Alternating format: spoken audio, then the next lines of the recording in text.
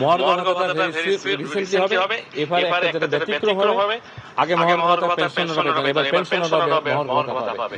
মহার্ঘ ভাতা প্রদানের তারিখ নিয়ে সুখবর দিলেন জনপ্রশাসন মন্ত্রণালয়ের সিনিয়র সচিব ডক্টর মুখলেসুর রহমান। বিস্তারিত দেখুন রিপোর্টে।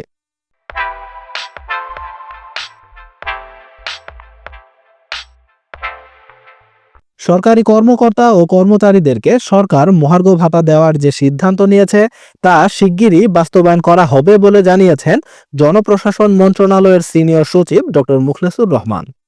9 জানুয়ারি রোজ বৃহস্পতিবার সচিবালয়ে সাংবাদিকদের সঙ্গে আলাপকালে তিনি কথা জানান। মুখলেসুর রহমান জানান, মহার্ঘ ভাতা ইস্যুটি অর্থ মন্ত্রণালয়ের, তবে তিনিও একজন মেম্বার। ইতিমধ্যে 2টি মিটিং হয়েছে। মহার্ঘ ভাতা খুব শিগগিরই হবে, তবে এবার ব্যতিক্রম হবে, কেননা পেনশনভোগীরা মহার্ঘ ভাতা পেত না, এবার তারাও পেনশন ভাতা পাবে, একটা রিজনেবল পাবে।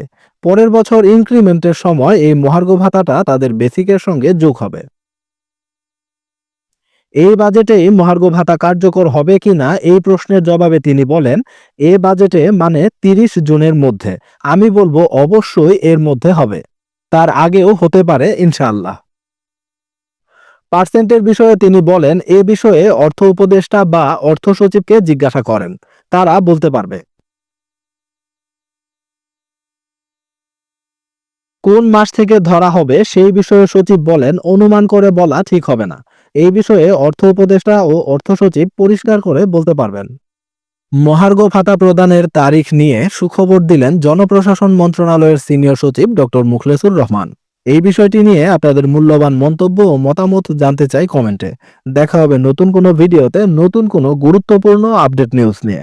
ততক্ষণ পর্যন্ত ভালো থাকুন। আল্লাহ হাফেজ।